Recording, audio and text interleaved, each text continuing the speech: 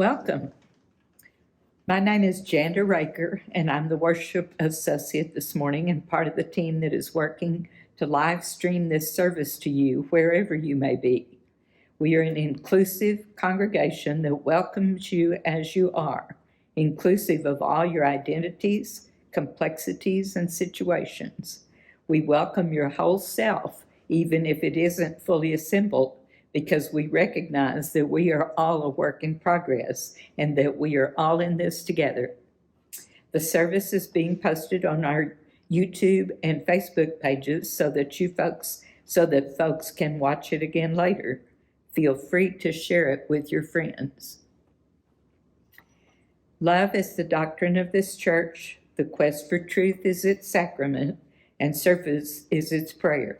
To dwell together in peace, to seek knowledge and freedom, to serve humankind in fellowship. For these high purposes do we unite in worship. For the chalice lighting this morning, I'm reading from A Symbol of Learning and Love by Elizabeth Harding. We Unitarian Universalists don't drink from our chalice. Instead, we use it to hold the flame. The circle of the chalice keeps the fire small. The flame doesn't blind us, it doesn't burn us. It gives us light so we can see all the different things in the universe, even the invisible ones, because the Unitarian Universalist flame is a light of learning.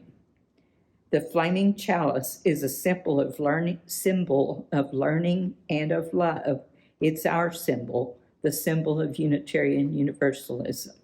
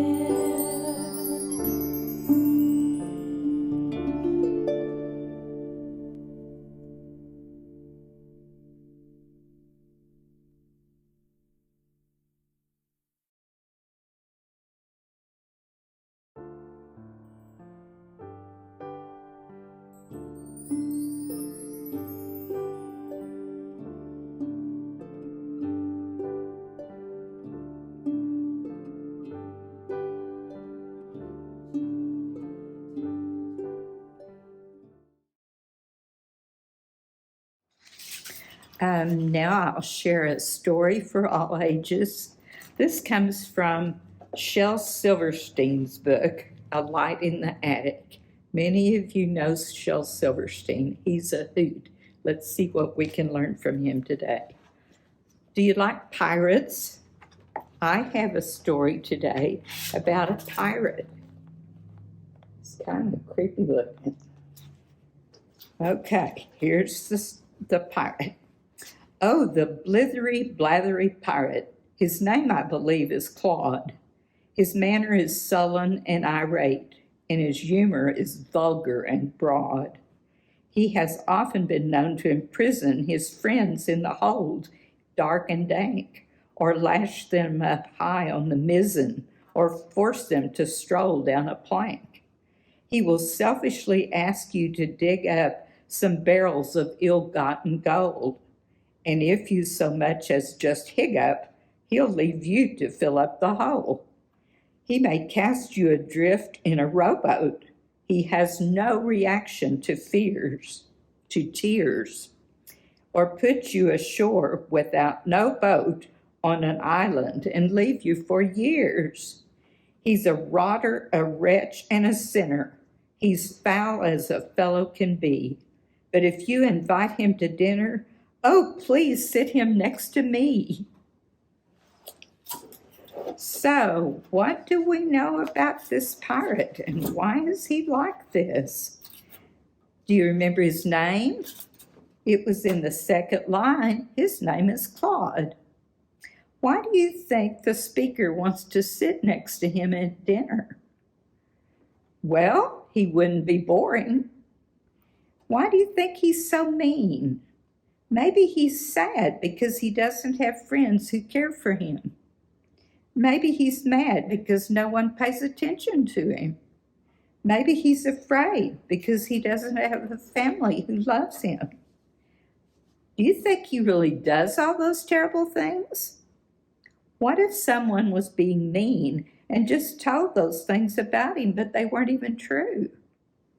So if you sat next to him at dinner, what could you do to help? Maybe you could look in his eyes. Maybe you could smile at him. Maybe you could listen to his stories. Maybe you could share your dessert with him. Maybe you could be his friend. Well, greetings. I wasn't given a topic for today, so I thought I would try to do something timely. And I realized that on Monday, October 11th, is Indigenous Peoples Day, formerly or also known as Columbus Day. So I thought I would see what the UUA might have to say, if anything, about Indigenous people. And, well, I did find something, a very interesting, largely forgotten and sad bit of history involving Native Americans and the Unitarians.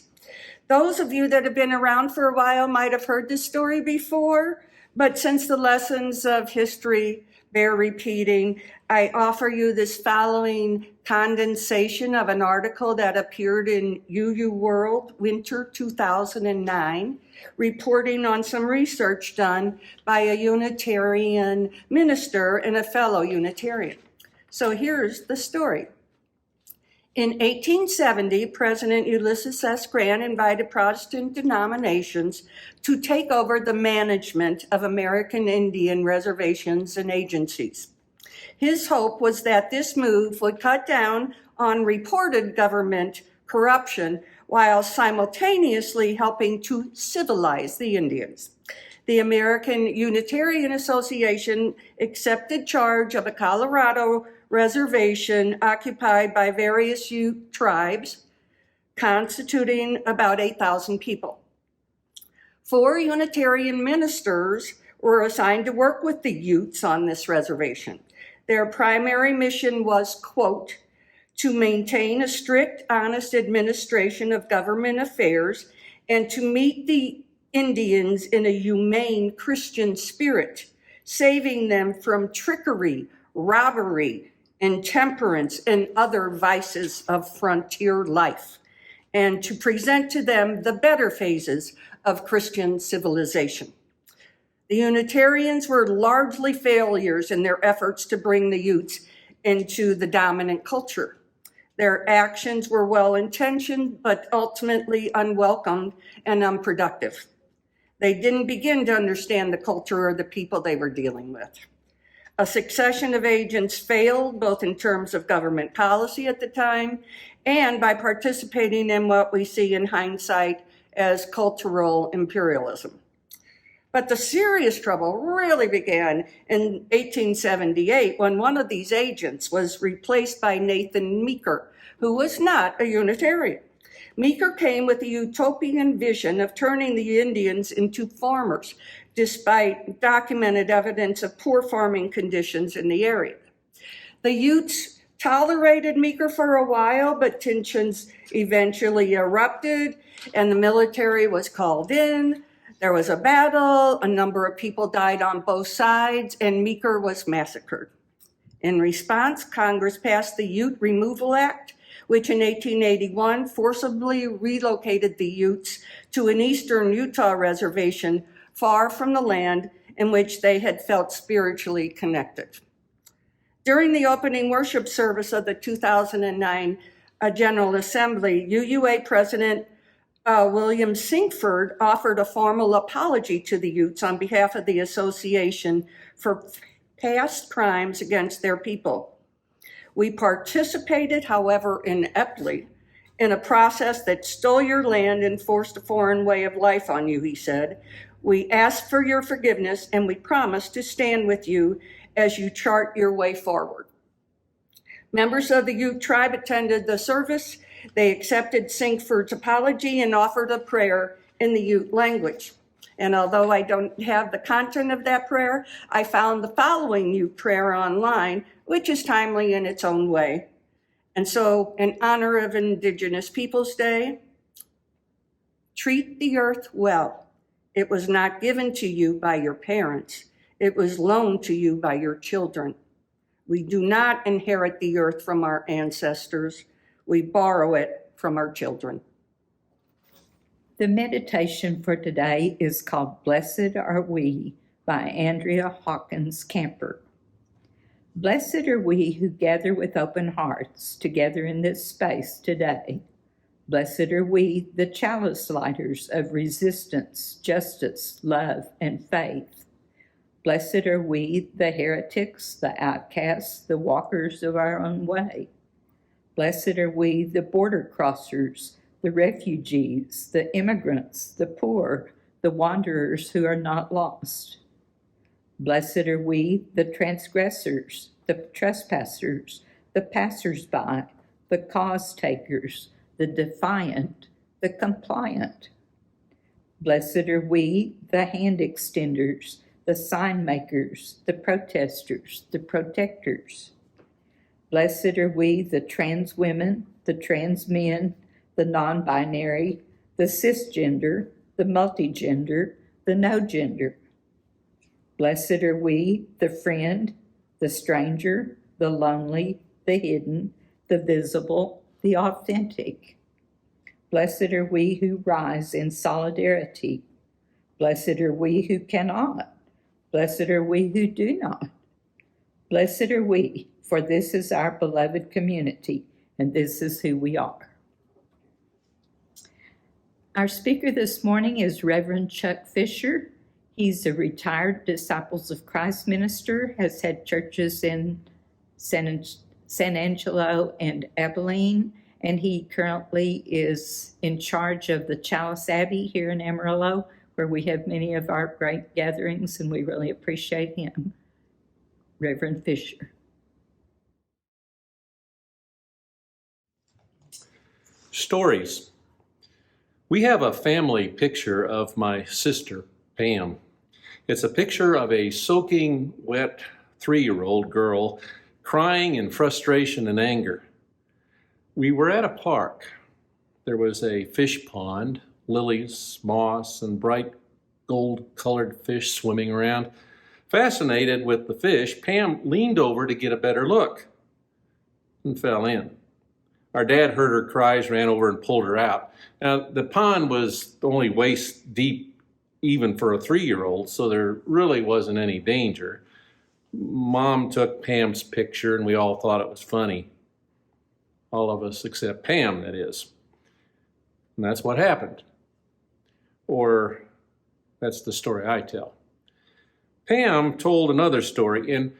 In her story, her 6-year-old brother, that would be me, seeing her leaning over the pond, came up from behind and pushed her into the water. You know, as if I would do such a thing. Stories we tell are family stories. It's how we remember our loved ones. Stories are how we understand life. It's how we remember. Something happens, we unconsciously interpret what happens and create a story around the event. The stories we create shape how we experience our present and sometimes help determine our future. For example, don't turn your back on your brother when you're kneeling over a fish pond. Stories, how we remember and how we make sense of life. Some of you know that my vocation for over 50 years was as a minister. So I have a lot of church stories, but here's one in particular. In 1980-something, I attended a nationwide meeting of our denomination in Anaheim, California. One of the preachers was going to be a speaker at a Sunday service at the Crystal Cathedral. I have to see this, I said. Now, you may remember the Crystal Cathedral. The congregation began in the 1950s as a drive-in theater in Southern California under the leadership of the Reverend Dr. Robert Schuller. Over a relatively short period of time, the congregation grew to the thousands. During the 1970s, with a membership of over 10,000 and a television audience in the millions around the world, they chose to build a magnificent facility designed by a world-famous architect.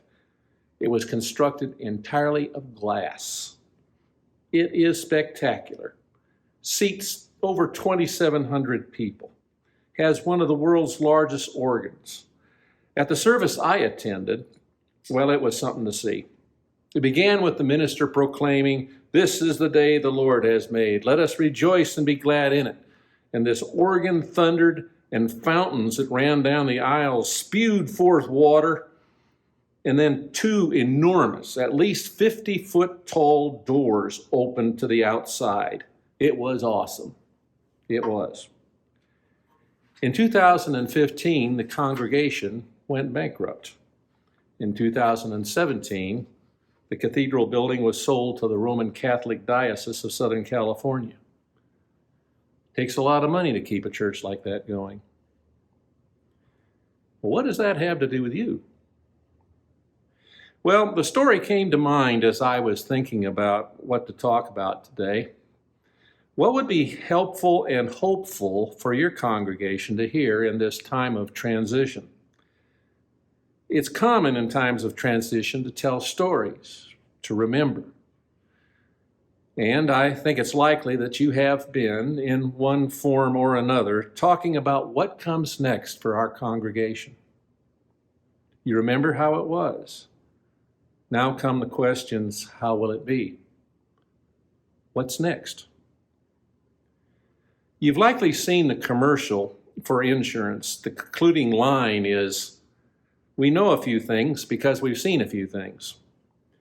Well, the last 14 years of my ministry before retirement was spent sitting with church folk asking future questions, usually phrased along the lines of, how can we grow?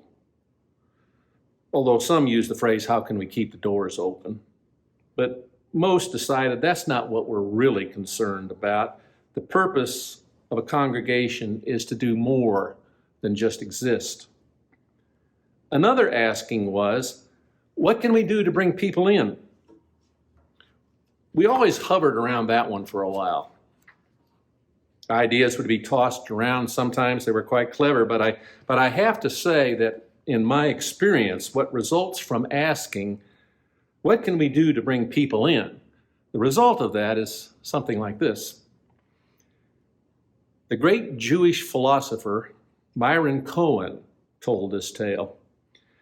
A Jewish grandmother is watching her grandchild playing on the beach when a huge wave comes in and takes him out to sea. She looks up to the heavens and says, "Please, God, save my only grandson. I beg of you, bring him back." And a big wave comes and washes the boy back onto the beach, good as new. And she looks up to heaven and says, "He had a hat." What can we do to bring people in? No, that's not the question. I think we're to be asking, to what service are we being called? What should we be asking? Now, before I answer, I think I need to interject a word of caution here. a disclaimer of sorts. There is a price we pay for asking questions. Questions often lead to answers. Answers that enable us to see differently. And once we've seen, we can't unsee. Once we know, we can't unknow. And in knowing, we might feel a need to do things in ways that are not comfortable, nor in accord with the ways we've always done things. Change is difficult. Recently, I came across this article about a woman who had developed a unique approach to the cure of stammering among young children. She was using the family unit as a therapeutic unit. Her view was that the dysfunctional behavior was often reinforced by family relationships, and that if she was to cure the children, she had to work with the parents as well. As a part of her program, she asked the parents to think of the most precious object they owned. For some, it was a wedding ring. For others, a family heirloom. But for all of them, it was an item with which they had invested great emotional attachment.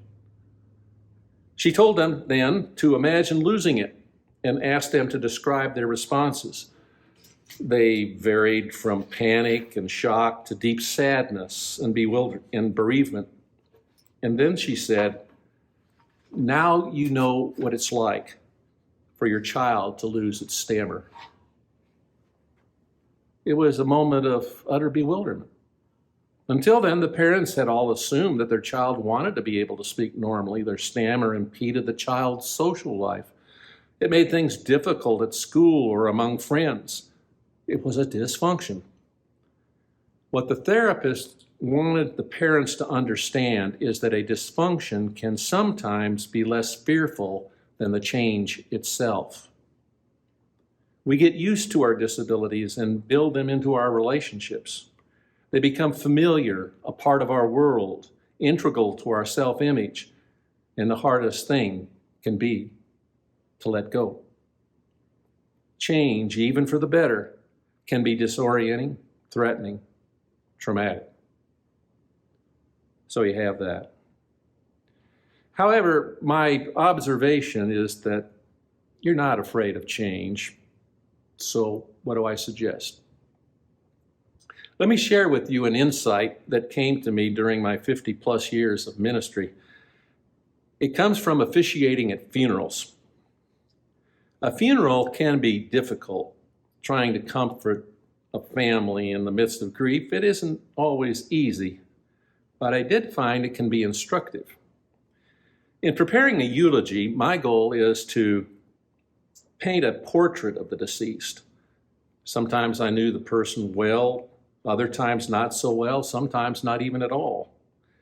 But always in preparation, I would talk to the family and friends and try to understand what he or she meant to them.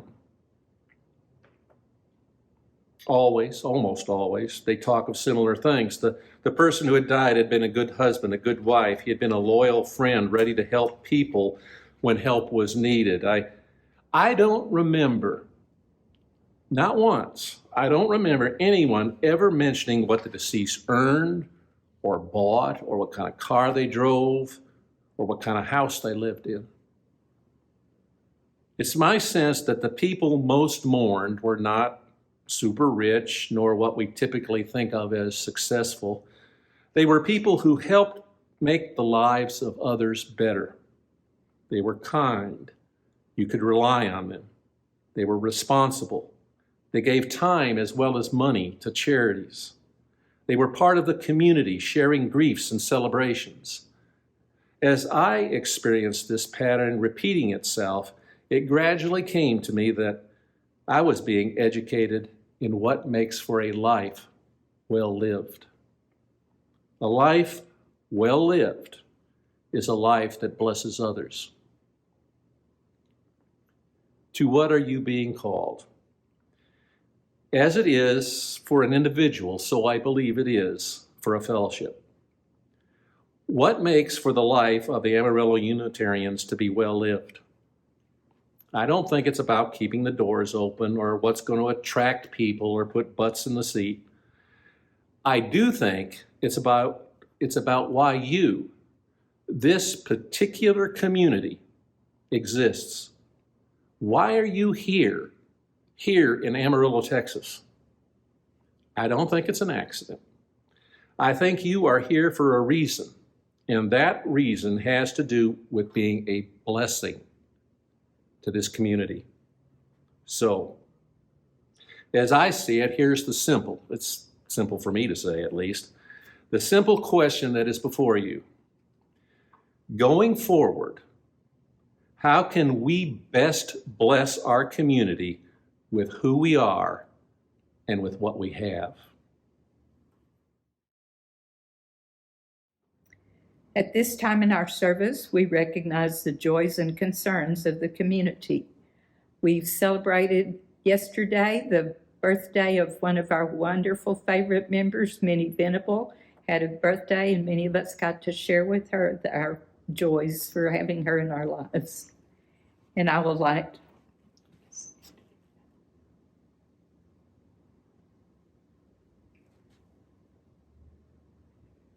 for Minnie. And I will light one final candle for the joys and concerns not shared, but still felt deeply in our hearts.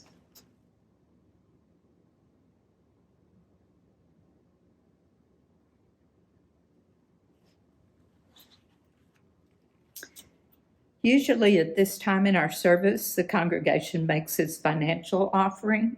If you have made a pledge or would like to make a contribution, you can simply mail it in to our office, or you can make it online. There's a donate button on our YouTube landing page and on our website, uuamarillo.org. On the homepage, in the upper right corner, you will find a blue donate button that will take you to a place where you can donate securely through PayPal. If you've made a financial pledge for this year, please keep up your pledge.